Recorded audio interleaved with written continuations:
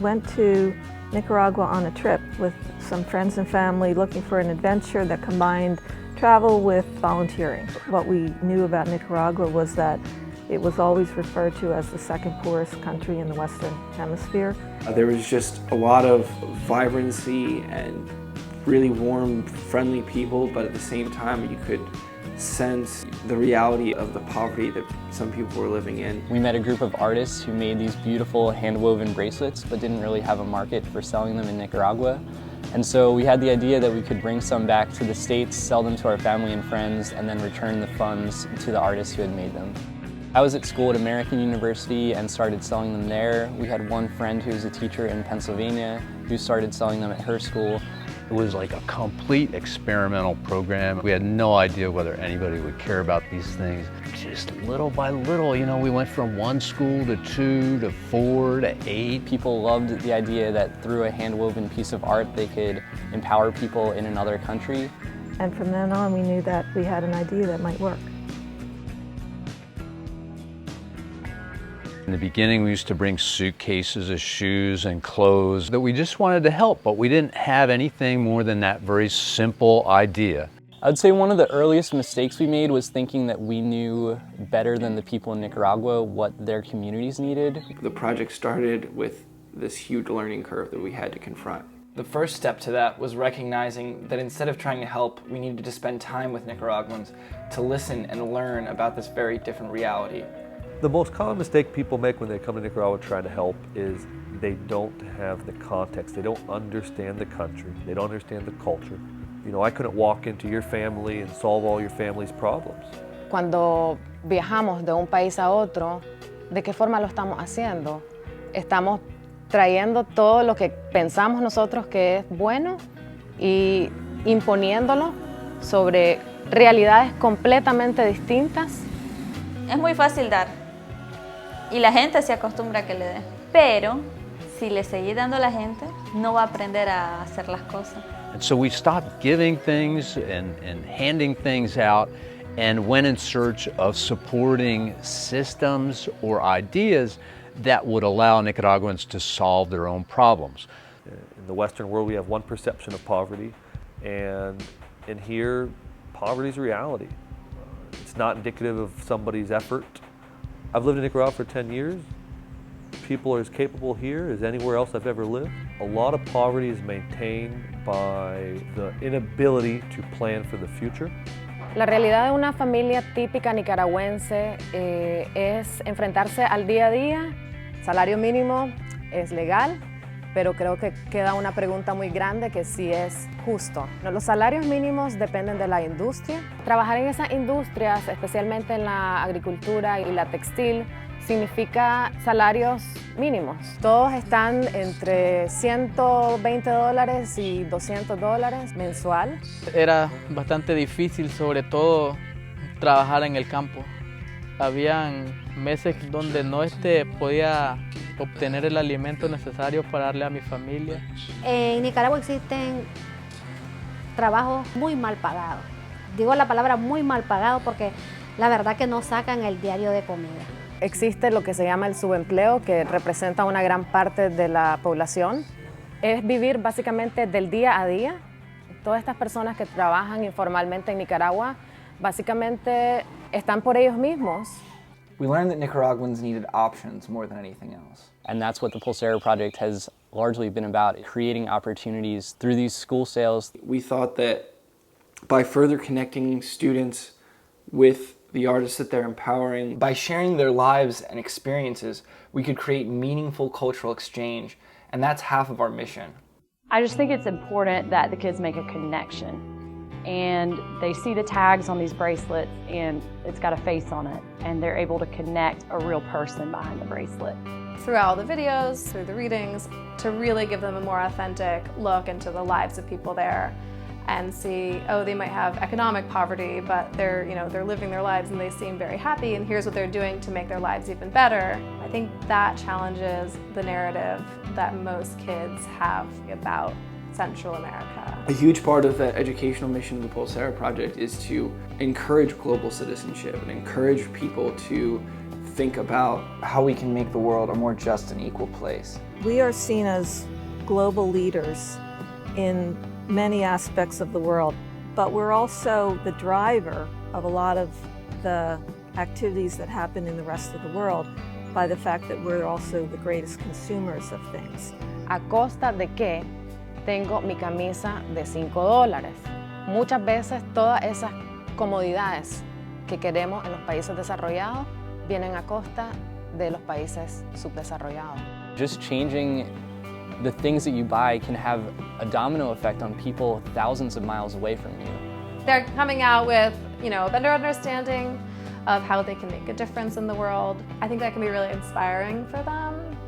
This is actually putting a face behind a product instead of going into a store and it just has a barcode. We really believe in fair trade and the idea that we can improve the world through what we buy. We've established our own principles for fair trade. Whereas fair trade might suggest you just need to do the market price, we don't believe that market price is enough. In many cases, market price simply sustains poverty. The Pulseras we buy them at 2 or 3 times market value. The issue is that the market price of these Pulseras in most cases are established by a race to the bottom market. The hungriest person selling a Pulsera that day establishes how low they'll go. In many cases, they'll sell it at a loss. En el mercado, el margen de ganancia es, como le dijera yo, lo más bajo que hay. And what our Pulsera artisans are able to do is know their basic needs are covered and to think about how they can improve their lives by themselves. The biggest advantage probably for the artisans is the flexibility of work schedule and zero pressure. Our objective is that they're able to achieve some sort of upward mobility. Trabajo para mí misma y mi familia. No tengo necesidad en el aspecto de que me venían a cortar la luz. Y no me da pena decirlo porque es una realidad que yo viví. Ha cambiado prácticamente mi vida, obtener un trabajo digno, suave. Tengo un salario el cual es el que me está ayudando para abastecer mi vida personal y la de mi familia. Ningún trabajo me permite que yo lleve a mis hijos, mientras que aquí, digamos, soy mi propio jefe, puedo decidir a qué hora ponerme a trabajar. Para mí es muy importante estar trabajando y a la vez con los niños. Estoy trabajando y estoy viviendo cada etapa de la vida de ella. Yo recibo ayuda con las becas y que esté ayudando a otras personas es algo que no cualquiera puede llegar a apoyar a tanta gente solo con hacer un trabajo. He recibido también beneficios como de salud, tanto mi familia como mi persona, beneficios en el proyecto de vivienda. Me recuerda cuando a la casa que yo obtenía, que podía tener antes, una casita de plástico, de zinc, y ahora poder obtener una casa de concreto. We have small co-ops in the north, San Ramon, Peñas Blancas, and Guatemala. The 2 groups we work with are co-ops. We also work with a bunch of families in Masaya. We're working with dozens and dozens of artists in Nicaragua and Guatemala in all areas of those countries. School sales not only sustain jobs for these artists, but the proceeds are invested in programs that benefit education, social enterprise, workers' rights, and the environment.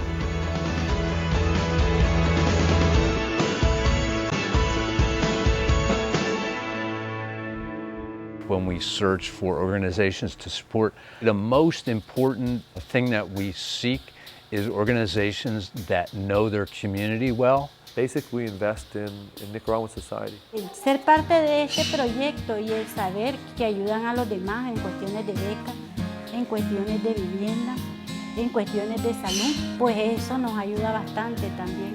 En sentido espiritual, pues sí nos fortalece. Bueno, la verdad que yo me siento alegre y me siento importante también, porque me pongo a pensar de que con la elaboración de una pequeña pulsera y la ganancia que genera esa pulsera, se apoya a otras personas, no solo a las personas que estamos dentro del proyecto. What's different about the Pulsera Project is we're not constrained by one sector of international development. We approach social change through our values. There's one central core value that trumps all others, and that is humility. Humility is the foundation of a global citizenship. It's really the foundation of a spirit of adventure. Over time, the Pulsera Project has tried to focus on seeing our own deficits in our own culture as much as identifying deficits in anyone else. It leads to a more balanced view of humanity where we all share the reality that we're not perfect and we have struggles. When we think of charity, there's an implication that somebody's here and someone else is here. Solidarity is much more horizontal in that you see the people you're working with as equals. In solidarity, we listen. Our relationship with Nicaraguans and Guatemalans is a partnership. Siempre adelante is the project's Spanish motto. We all believe that we shouldn't be stuck in doing something the same way just because that's how we've done it before. If you really have good intentions and want to improve the world, you have to do it in a mindful way. The project is always looking ahead to the next horizon and trying to figure out how we can do this the best that we possibly can. We're really trying to focus on the more uplifting side of service. We want to create opportunity for people to get a view of what's going on in a part of the world that's often obscured, and beyond that, take something from it and do something with it. We want people to start asking new questions. Why are Nicaraguans renowned for their happiness and friendliness despite this economic situation? What do we have to learn from them? Dice uno, aquí no hay oportunidades, aquí no hay trabajo, pero si pensamos en positivo y pensamos en siempre ir hacia adelante, entonces vamos a alcanzar nuestras metas. Siempre adelante es no ver obstáculos, hay que enfocarse uno en el futuro. He salido adelante, he sacado a mi familia, es algo dichoso para nosotros que una persona dedique un tiempo para poder ayudarnos y vender nuestras pulseras. We're always looking for the next adventure, and the beautiful thing is that adventure ends up empowering people both in Central America and in the United States.